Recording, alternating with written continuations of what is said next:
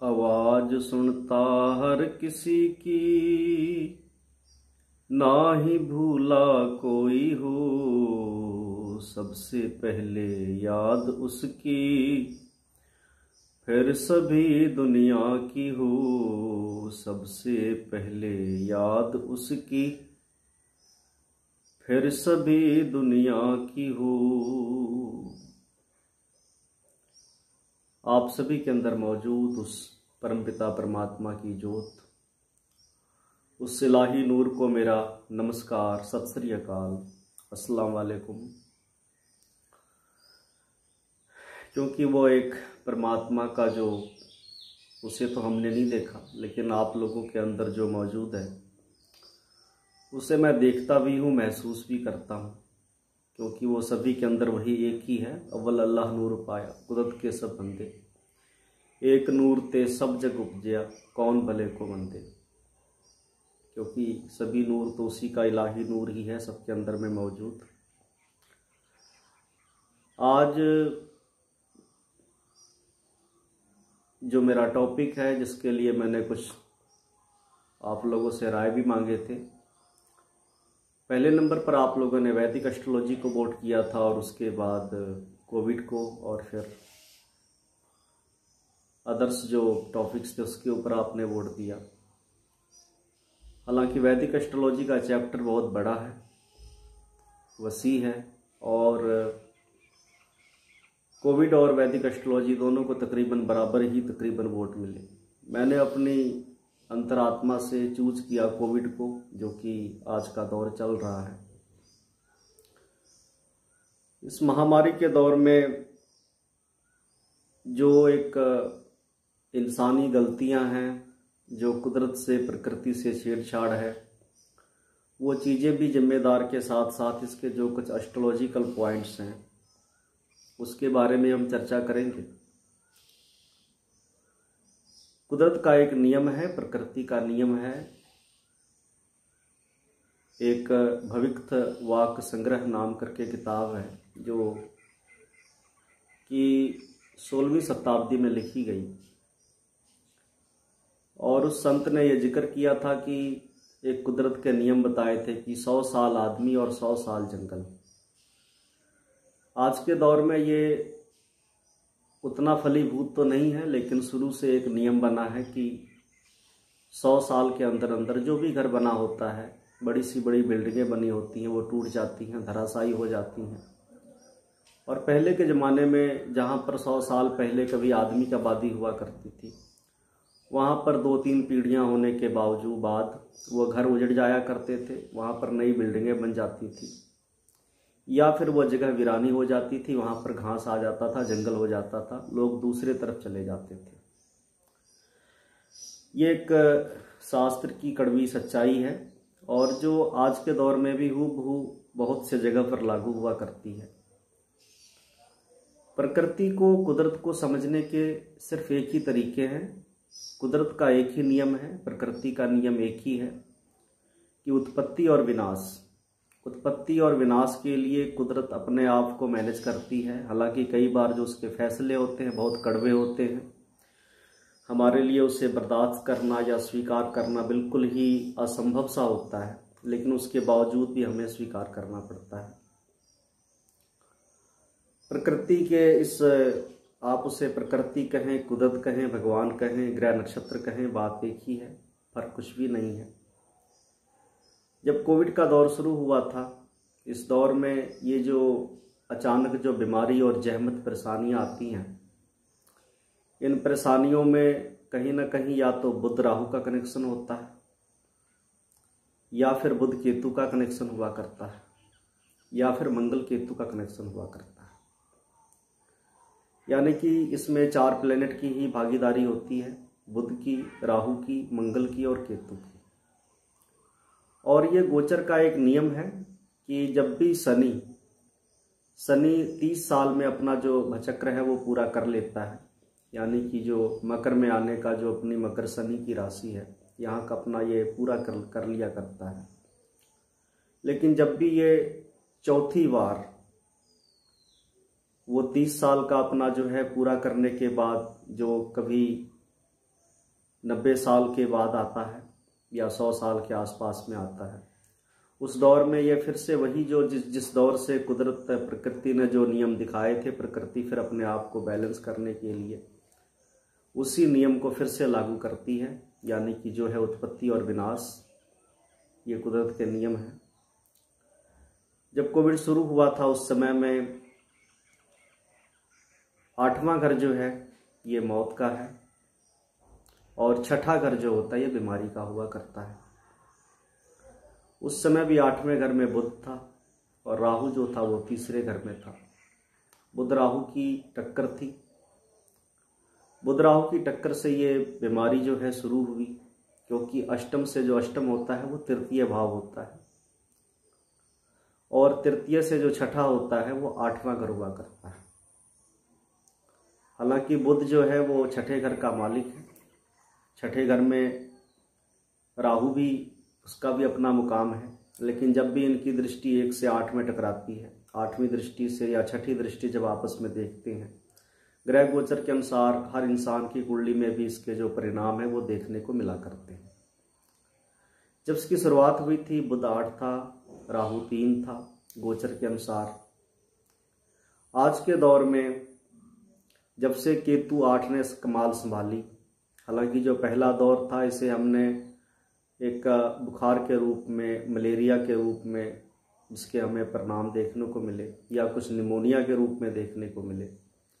लेकिन जो second wave की शुरुआत हुई, शुरुआत में हमें WHO की रिपोर्ट जो मैंने पढ़ी उसमें तो यही कहा गया कि इसका म्यूटेशन हो रहा है। लेकिन यहाँ पर जो ये म्यूटेशन है ये बहुत ज़्यादा डेंजरस है, जिसमें कि टाइफाइड या और कई ऐसी गंभीर बीमारियाँ निकल के आ रही हैं।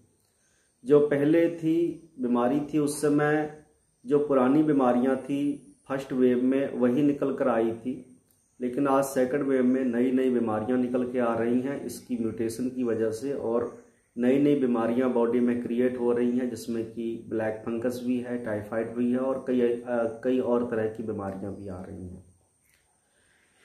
और अभी जब सेकंड वेव की शुरुआत हुई तो उस समय भी केतु 8 में था, मंगल 3 में था, दोनों की जबरदस्त टक्कर हुई और बिल्कुल ही सेकंड वेव ने उछाल मारा एक बहुत जोर से। और ये जो दौर है, हमने तकरीबन मंगल का जो गोचर था वो हम कुछ हद तक उसे हम यहाँ पर सरवाइव कर चुके हैं इसमें सेकंड वेव में। लेकिन अब जो आगे आने वाला दौर है इसमें अभी मंगल जो है वो मिथुन राशि में तकरीबन 21 डिग्री पे चल रहा है और 10 डिग्री अभी इसकी और बाकी है यहाँ पर। इसके बाद ये कर्क में चला जाएगा।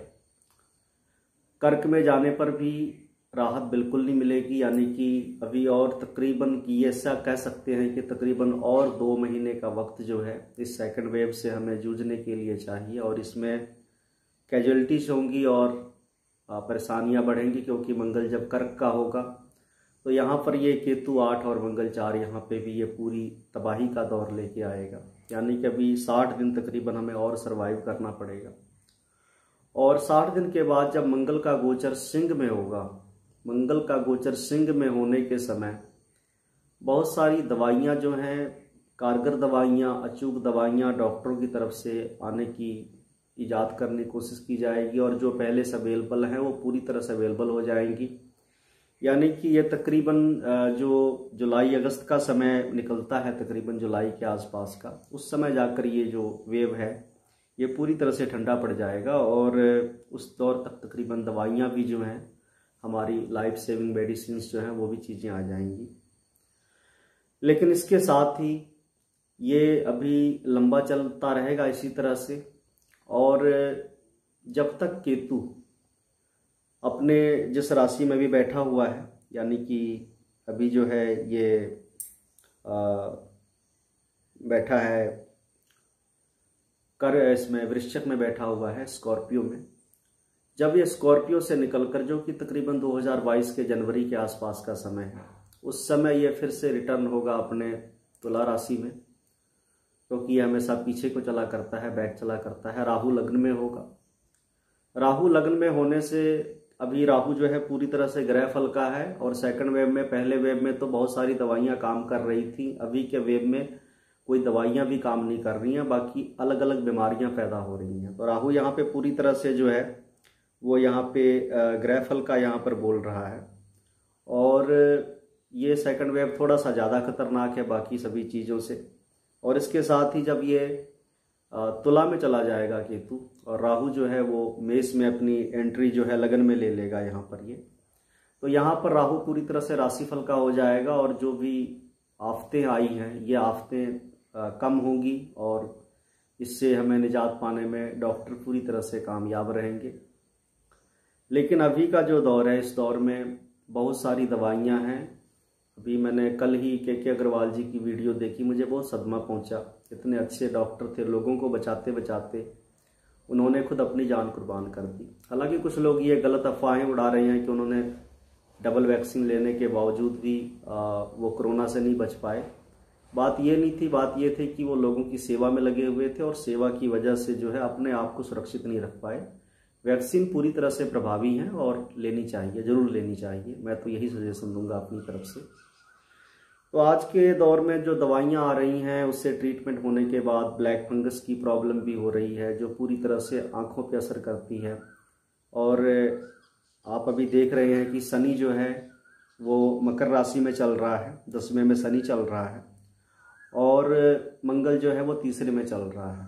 तो ये जो प्रॉब्लम्स हैं ये आगे जब मंगल कर्क में जाएगा तो ये प्रॉब्लम्स और बढ़ेंगी, दिक्कतें और बढ़ेंगी। और इन सभी का जो काउज है मेन, क्योंकि जब भी मंगल बद होगा या केतु 8 में होगा, जो कि अक्सर मंगल का रिंग लगा देता है, मंगल को परेशान करता है, या फिर जब भी बुध राहु मंगल केतु या बुध केतु की इन चीज़ों में जब भी इस प्रकार की फंगल इन्फेक्शन हुआ करती है, तो इसमें एक ही एक रीजन हुआ करता है कि आपका जो खून है, आपका जो ब्लड है वो पूरी तरह से खराब हो चुका है।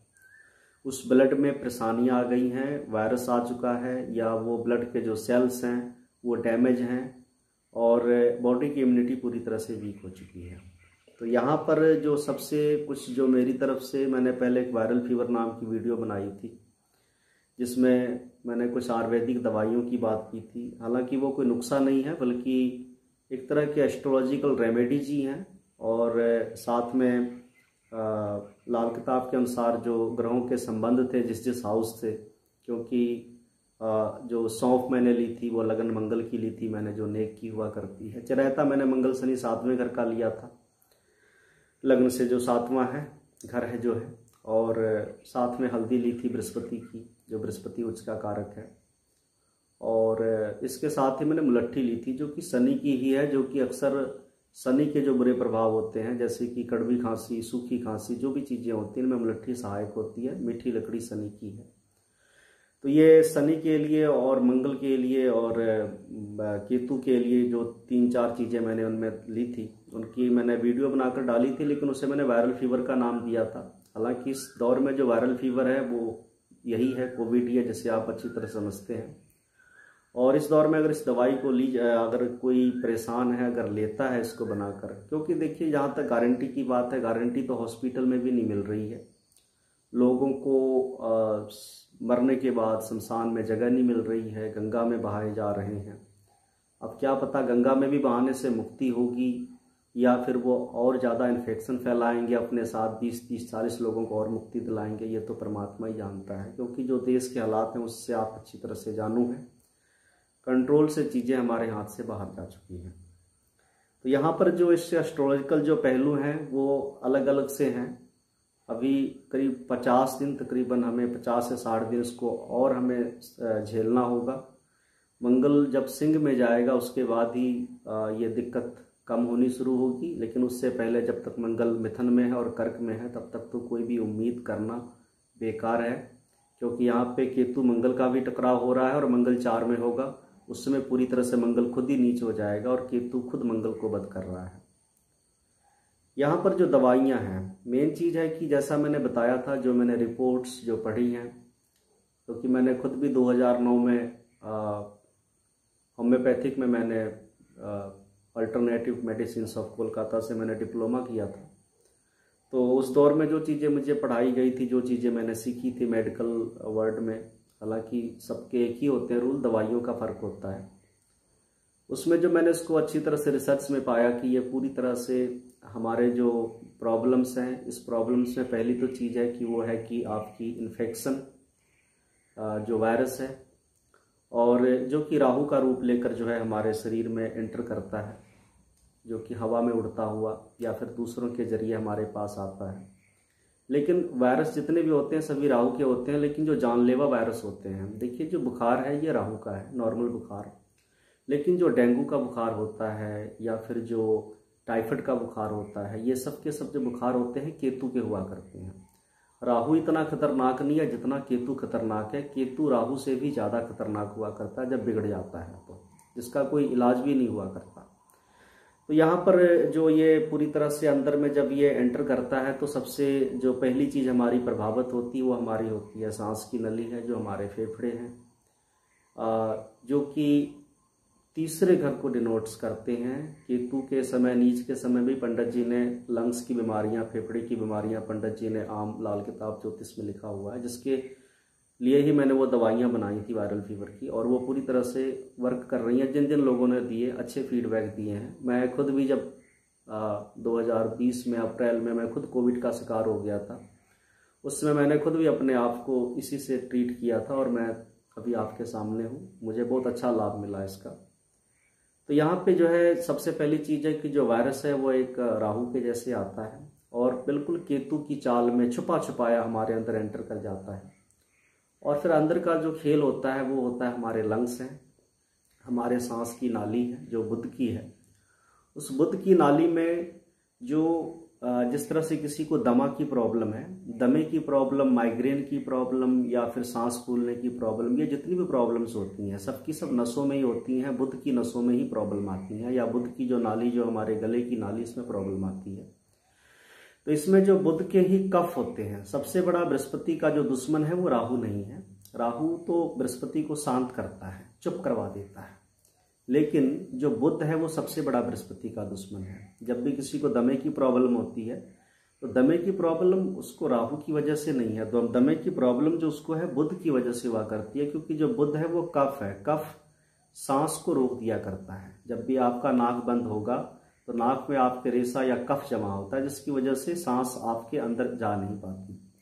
और इसमें अभी क्या हो रहा है कि ये जो कफ है ये हमारे लंग्स में भी सब जगह पे मेम्ब्रेन्स जो है उसमें कहीं ना कहीं लार होती है, कफ होती है। वो कफ पूरी तरह से यहाँ पर बुध केतु की, मंगल केतु की एक कॉम्बिनेशन की वजह से, मंगल बद होने की वजह से वो कफ सूखने लगता है, सूखी खांसी आती है और हमारे जो फेफड़े होते हैं वो जकड़ने लग जाते हैं।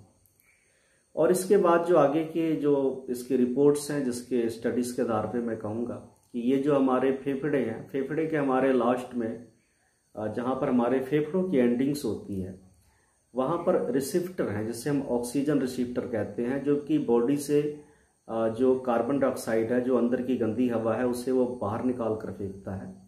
और जो ऑक्सीजन हम लेते हैं, ऑक्सीजन को वो जो है रिसेप्टर वहाँ से अब्जॉर्ब करके उसे हमारी ब्लड में पहुँचाता है।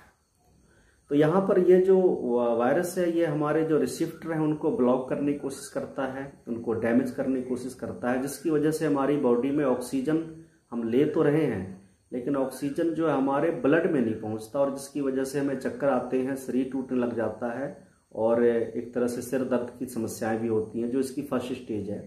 लेकिन जैसे जैसे धीरे धीरे रिसेप्टर पूरी तरह से ख़राब होने लग जाते हैं, हमें ऑक्सीजन की ज़रूरत पड़ती है, लेकिन ऑक्सीजन भी जो है जब तक लगा है तब तक ठीक है।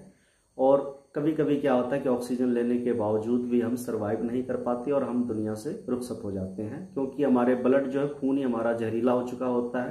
हमारी बॉडी की जो इम्यूनिटी है वो भी काम करना बंद कर देती है, वो भी थक जाती है, हार जाती है इस वायरस से। तो यहाँ पर जो बुध को जब भी सही किया है पंडित जी ने, तो हमेशा मंगल की मदद से किया है। बुध जब भी ठीक होगा हमेशा मंगल की मदद से सही होगा, और केतु जब भी सही होगा वो बृहस्पति की मदद से सही होगा। तो जो दवाइयाँ वायरल फीवर में हैं वो दोनों की दोनों दवाइयाँ तकरीबन मंगल, बृहस्पति और शनि की ही दी गई हैं। यहाँ पर जो दवाई के तौर पे जो पहले एक रेमेडीज के तौर पे, क्योंकि आज के दौर में जब लोग बीमार हैं तो रेमेडीज कर नहीं सकते हैं, लेकिन फिर भी रेमेडीज के तौर पर आप यहाँ पर जब केतु की खराबी दूर करने के लिए यहाँ पे बृहस्पति, चंद्रमा या फिर सूर्य और चंद्रमा की चीजें। सूर्य का जैसे कि गुड़ हो गया और चंद्रमा के दूध हो गए, चावल हो गए, या फिर दूध चावल और गुड़ मिलाकर ये अपने हाथों से जल प्रवाहित करना अपनी एक मदद बढ़ा देता है, खुदाई मदद भी देता है।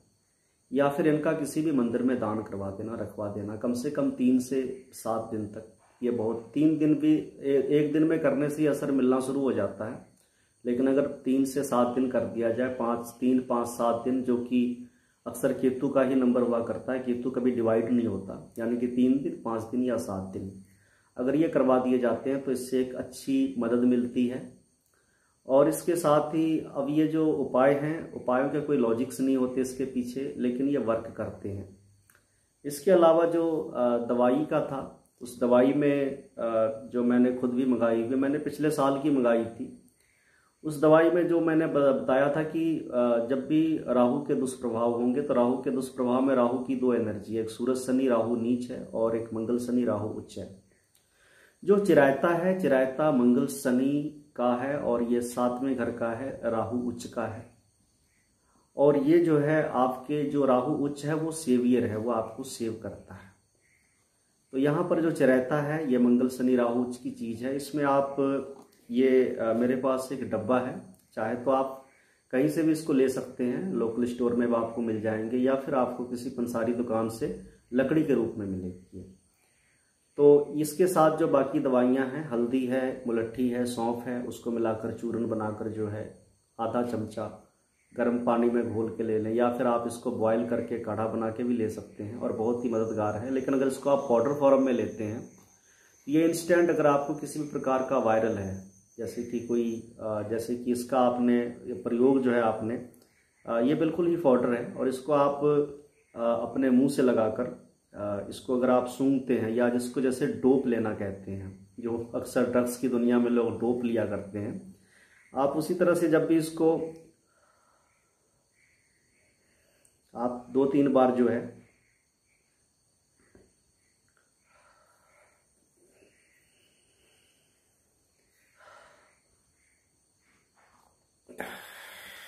जब आप इसका एक इस तरह से आप इसका लेंगे, चिरायता का आप लेंगे इसका, तो ये जो है इसके पाउडर से उड़ेंगे और आपके फेफड़े में जाएंगे, गले में जाएंगे, और जहाँ जहाँ जाएंगे या वहाँ से एक तरह से उससे फाइट करते हैं और वायरल को ये दूर करते हैं, कोई भी इन्फेक्शन होता है। और ये जो दवाई है, ये दवाई कई कामों में है। लीवर के लिए काम आती है, उसके बाद ये टॉक्सिन को बाहर करती है ब्लड से, हमारे ब्लड शुगर का लेवल लो करती है, कंट्रोल में कर देती है, हाई प्रेशर के लिए होती है। और ये पाइल्स में, जो कि केतु की बीमारी हुआ करती है, मंगलबत और मंगल केतु की, उसमें भी ये करती है। और किसी भी प्रकार के जो बॉडी में वॉर्म्स होते हैं, जो इन्फेक्शन होते हैं, जो वायरस होते हैं, उनमें ये लड़ती है, क्योंकि ये आयुर्वेदिक है। और ये पूरी तरह से ज्योतिष के नज़रिए से भी मैंने आपके इसके पक्ष रखे हैं, और लाल किताब के जरिए भी मैंने आपको बताया, इसकी जो बताया है। उसके साथ ही दूसरी चीज़ है कि आपके अपने घरों में जो आप एक सैनिटाइज़र यूज़ करते हैं, सैनिटाइज़र भी अच्छी चीज़ है। उसकी जगह पर आप जब ये प्रॉब्लम हुई थी, मुझे भी हुई थी, तो मैंने उस समय जो है मैंने फिटकरी ली थी। दरअसल मेरे पास फिटकरी जो है तकरीबन ये 5-6 केजी का था, अभी ये 3-4 केजी का रह गया है। इस फिटकरी को आप जो है सिंपल बाल्टी में रखें और ऊपर से आप टैप खोल लें। टैप खोलने के बाद जैसे पानी भरता है, इसको फिटकरी को निकालें, पानी में फिटकरी पूरी घुली होगी। फिटकरी जो है ये बुद्ध की चीज़ है, अच्छी नेक चीज़ है। इसका जो वाटर है, उस वाटर से अगर आप नहाते हैं, वाश करते हैं, और अपने जो कपड़े हैं आपके, उस कपड़े को भी आप धोने के बाद इस पानी से निकालेंगे तो वो कपड़े पूरी तरह से जो है सैनिटाइज हो जाते हैं। ये अल्कोहल फ्री है पूरी तरह से। और जो सब्जियां धोई जाती हैं, जब भी कोई सब्जी बाजार से लेके, उनको अगर धोने का भी हो तो आप इस पानी से भी धोएंगे तो वो सब्जी पूरी तरह से क्लीन हो जाएगी। ये जो फिटकरी है, इस फिटकरी की भी एक रेमेडी है, दवाई है। इस फिटकरी के जो वायरल फीवर में चिरायता, हल्दी, मुलट्ठी और सौंफ की बात की थी, वो तो है ही है। इस फिटकरी को आप बाजार से 10 रुपये की फिटकरी लें। फिटकरी जो बुध की हुआ करती है, इसको नेक करना होता है, प्यूरीफाई मंगल के जरिए करना पड़ता है। क्योंकि जब ये बीमारी शुरू हुई थी तो बुध 8 के जरिए ही शुरू हुई थी वहाँ पर। यह राहु 3 में, बुध 8 में था, केतु 9 में था। इस फिटकरी को आपने 10 रुपये की फिटकरी लें, 5-10 की आपको डली मिलेगी छोटी सी। उस फिटकरी को आप बिल्कुल चूरा चूरा कर लें, और उस फिटकरी को चूरा चूरा करके आप जब उसको गैस में, आग में, किसी तवे पर, लेकिन सबसे इसको अच्छा शुद्ध करने का तरीका, कोई मिट्टी का बर्तन लें, मिट्टी के बर्तन में फिटकरी को डालें और उसे गैस पर रखें। तो फिटकरी पूरी तरह से पहले पानी पानी हो जाएगा, और जब पूरी तरह से बर्तन गर्म हो जाए, फिटकरी पानी होने के बाद सूखना शुरू हो जाता है। जब वो सूख जाए फिटकरी, तो फिटकरी फिर आपके पास वो स्टोन फॉर्म में नहीं रहेगी, वो बिल्कुल पाउडर के जैसे, जैसे आप टच करेंगे वो पूरी तरह से पाउडर के जैसे हो जाएगी। उस पाउडर को आप 1 चुटकी पाउडर, यानी कि 1 चुटकी मैं कितना कहूँगा कि जितना मेरा ये नाखून है, इस नाखून का आधा, 1 चुटकी जो हमारी चुटकी में आती है, 1 चुटकी पाउडर जो है फिटकरी का, उससे अगर आप शहद के साथ मिला के लेते हैं, क्योंकि जो बुध है ये पूरी तरह से हमने इसको मंगल के जरिए प्यूरिफाई कर लिया यहाँ पर, और शहद जो होता है वो शनि का हुआ करता है, मंगल शनि का दोनों का है, खाना नंबर 11 का है वो। तो यहाँ पर जो शहद है वो नेक है, उसमें जब इसको डालकर आप लेंगे तो ये भी आपको जो है कफ में और तमाम कई बीमारी, यहाँ तक कि दमे में भी ये बहुत अच्छा काम करती है, और एक मेडिसिन के तौर पर भी है। तो यहाँ पे जो 2-3 चीज़ें जो मेरी तरफ से हैं, एस्ट्रोलॉजिकल पॉइंट मैंने पहले बता दिए ग्रह गोचर के बारे में। दवाइयों में जो मैंने वायरल फीवर की वीडियो बनाई थी उसको भी आप देख सकते हैं, दवाई के बारे में आपको पता लग जाएगा। उपाय जो है यहाँ पर, दूध जो चावल हैं ये, उसमें थोड़ा सा गुड़ डालकर जल प्रवाह करना, या फिर दूध चावल गुड़ किसी मंदिर में रखवा देना, ये किसके एस्ट्रोलॉजिकल रेमेडी है। उसके बाद जो मैंने फिटकरी का बोला कि एक तरह से सैनिटाइज भी है, एक तरह से एंटीबैक्टीरियल है, क्योंकि जब भी हमारे यहाँ पर नाई जो है दाढ़ी बनाते हैं, या जितने भी आप सैलून में देखा होगा, ये फिटकरी का जो है इसको एंटीसेप्टिक के जैसे यूज किया जाता है, और ये बहुत ही कारगर चीज़ है, सदियों से हमारे देश में यूज होता रहा है। इसके साथ ही फिटकरी के बहुत सारे ब्यूटीफुल इसके यूज इस्तेमाल भी हैं, जो कभी किसी दिन शुक्र, केतु या बुध जो कि सुंदरता का कारक है, उसके लिए मैं अलग से इसके उपयोग में बताऊंगा। तो ये उपाय है, और इसके साथ ही जो प्राण जो है हमारा, हमारी रूह जो है, रूह हमारी सूरज की है, दिल हमारा चंद्रमा का, सांस हमारी बृहस्पति की है। जब मंगल केतु, बुध राहु, बुध केतु मिलते हैं तो इन तीनों को ये डैमेज करते हैं, तीनों को खराब करते हैं। तो हमारी जो हमारी रूह है, हमारी जो आत्मा है, आत्मा हमारी सूर्य की है, सन की है आत्मा। तो ऐसे समय में आप जो भी वाटर पी रहे हैं वो या तो तांबे के बर्तन में पानी गर्म करके पिएं, या फिर कोई तांबा हो उसे आप पानी में बॉयल करके उस पानी को पिएं। अगर इस दौर में आप वायरल से जूझ रहे हैं, तो कोई भी इंसान हो जो बहुत ही ज़्यादा तकलीफ में हो, सांस की भी दिक्कत आ रही हो, मैंने किए हैं, मैंने खुद भी इसको यूज़ किया है। प्योर तांबे का सिक्का हो, वो नकली अंग्रेजों के ज़माने वाले सिक्के नहीं जिसमें आधा मेटल मिक्स होता था, कोई भी तांबे का सिक्का हो या तांबे का कोई धातु हो, उससे जैसे लोग तंबाकू खाते हैं, तंबाकू के जैसे आप अपनी जीभ के नीचे या फिर अपनी दांतों के साइड में रखें, और उससे जो थूक बनता है, जो लार आपके मुंह में पैदा होती है, जब आप उसको चूसेंगे, आप उसको अंदर लेंगे उसको लार को, तो वो लार जो है तांबे का सत मिला हुआ, वो आपके बहुत ही मददगार है, बहुत ही अच्छी चीज़ है, एक रेमेडीज में से एक अच्छी रेमेडी है। लाल किताब की रेमेडी भी है और इसके मेडिकल पर्पज भी हैं, दोनों चीज़ें हैं यहाँ पर, दोनों फायदे हैं इसके। इसके साथ ही अगर हम धार्मिक उसमें जाएं, तो यहाँ पर कोई भी इंसान जो एक असमय मृत्यु की तरफ जा रहा हो और उसे एक उम्मीद हो, तो मंगल लेख के जो देवता हैं वो हमारे श्री हनुमान जी हैं। हनुमान जी के बाएं कंधे का सिंदूर, ये जो है ये जो मेरे साथ इसके जो एक्सपीरियंस है वो मेरे श्री अरविंद कुमार वासुदेवा जी हैं, उन्होंने मुझे यह शेयर किया था, क्योंकि जिन्होंने दिया है उनका नाम जरूर उनको याद रखना चाहिए, मेरी नहीं है, उनकी दी हुई चीज़ है। ये भी कारगर है। हनुमान जी के बाएं कंधे का सिंदूर जो है वो भी यहाँ पर जिस इंसान को हो, ऐसे इंसान को उसका तिलक करना भी, कोई भी किसी भी प्रकार की असह रोग हो, असह कष्ट में जो है उसे यहाँ पर हिम्मत मिलती है, ताकत मिलती है। अगर उम्र लिखी हो तो बच जाता है, अगर ना लिखी हो तो दुनिया से रुखसत कर जाता है। यहाँ पे 3-4 जो उपाय हैं वो आपके आयुर्वेदिक भी हैं और लाल किताब के जरिए मैंने दिए हुए हैं। इसके अलावा जो धार्मिक उपाय में दूध, चावल और गुड़ जो है मंदिर में देना या जल प्रवाह करना, और चिरायता, हल्दी, सौंफ, मुलट्ठी इनका उपयोग करना। फिटकरी के मैंने आपको जो उपयोग करने के बारे में बता दिया है। तो ये जो रेमेडीज हैं इसे आप करें। और इसका जो एक सदका होता है कि जब आप इससे निकल जाते हैं तो क्योंकि आपने ज़िंदगी पाई है, मौत को मात दिया है, तो कम से कम जो है जानवरों में कुछ मुझे याद करें या उस परवरपिता मालिक को याद करके जो है कुछ खाने पीने की चीज़ें, रोटी तकसीम करें। और उससे अगर आप ज़्यादा कर सकते हैं, जो कि बहुत ही रूहानी उपाय है, मोक्ष के लिए है, वो उपाय ये है कि किसी की मिट्टी को संभाल देना। आजकल बहुत सारी लाशें जो हैं लवारिस जो है आप देख रहे हैं गंगा में, तो ऐसे समय में आप कुछ जो है लकड़ियां हैं या जो मुर्दों के कफन होते हैं, जो ऐसी चीज़ें होती हैं, आप ऐसी चीज़ों का डोनेशन जो है आप अगर दे देते हैं किसी भी कब्रिस्तान में या शमशान में आप दे देते हैं उनको, जिनसे किसी की मिट्टी संभाली जाती है, तो इस तरह के जो असमय जो मृत्यु होती है, जो इस तरह के अचानक से जो हालात बन जाते हैं, इनमें भी बचाव होता है। और इस जन्म का जो एक हमारा ऋण है, जो कि मुर्दे का जो ऋण होता है वो बुध का ऋण हुआ करता है, केतु का ऋण हुआ करता है, उस ऋण से भी हमें इसमें निजात मिलती है। तो ये मैं बात की बात कर रहा हूँ, एक सदके के तौर पे कह रहा हूँ। ये मुझे आप ये समझ लो कि ये मेरी फीस ही है एक तरह की, लेकिन ये बाद के समय की बात है। लेकिन इससे पहले भी अगर आप इसको, कोई भी इंसान जो किसी की मिट्टी संभाल देता है, किसी मुर्दे को संभाल देता है, ये बहुत बड़ा पुण्य का काम होता है। ऐसे में आप लकड़ियों का दान या फिर कफन या जो भी चीज़ें प्रयोग में लाई जाती हैं उनका आप यहाँ पर इस्तेमाल कर सकते हैं। तो फिर से इस वीडियो को मैं यहीं पे ख़त्म करूँगा और मैं कहूँगा कि ये जो चीज़ें मैंने आयुर्वेदिक चीज़ें हैं, इससे मैंने खुद भी 2020 में मैंने अप्रैल महीने में निजात पाई थी कोविड से। मेरी खुद की इम्यूनिटी बहुत लो रहती है, तो ये जो जैसे नीम का है और गिलोय है, गिलोय मंगल खाना नंबर 12 की है, लेकिन उससे ज़्यादा जो कारगर है वो चिरायता कारगर है उससे ज़्यादा।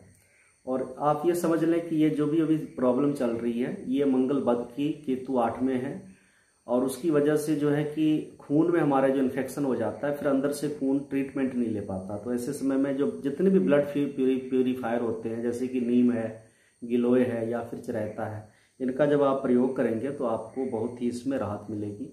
नीम के पत्ते का भी प्रयोग आप कर सकते हैं। अगर आपको चिरायता ना मिले तो नीम के पत्ते का कभी भी डायरेक्ट उपयोग नहीं करना चाहिए। नीम के पत्ते को लेकर उसे आप घी में, जैसे हम फ्राई करते हैं चीज़ों को, 2 चम्मच घी और ढेर सारा नीम का पत्ता डालकर उसको आप अच्छे से भून लें। भूनने के बाद उसका पाउडर के रूप में फॉर्म में प्रयोग कर सकते हैं।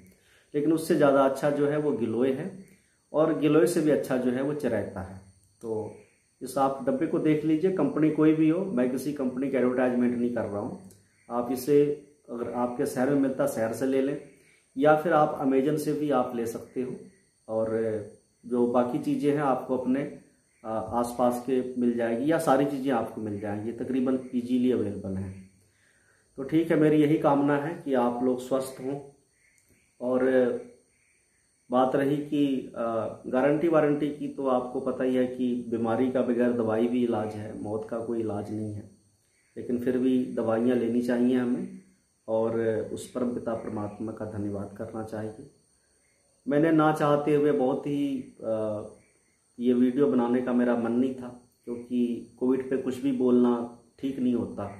लेकिन जो चीज़ मैंने अपने सेल्फ एक्सपीरियंस के तौर पे जो चीज़ मैंने देखी है, जिन चीज़ों का उपयोग किया है, उसे मैंने अपने एस्ट्रोलॉजिकल कह लो, जो मेरा एक जितनी भी आधी अधूरी मेडिकल की नॉलेज है, और जो ज्योतिष की जो थोड़ी बहुत ही तीर तुक्के वाली नॉलेज है, उसके आधार पे मैंने आपके साथ ये चीज़ें शेयर की हैं। आप सभी का बहुत बहुत धन्यवाद। उस परमपिता परमात्मा का, मालक का भी धन्यवाद। मैं कामना करता हूँ कि सर्वे भवन्तु सुखना, सर्वे सन्तु निरामया। खुश रहो आबाद दुनिया, मालो जहाँ बढ़ते रहो, मदद मालक अपनी देगा, नेकी खुद करते रहो, नेकी खुद करते रहो। आप सभी का बहुत बहुत धन्यवाद। परमपिता परमात्मा आपको मालिक जो है सेहत की कामयाबी दे और हर तरह से आपकी रक्षा करें, हिफाजत करें। धन्यवाद, नमस्कार।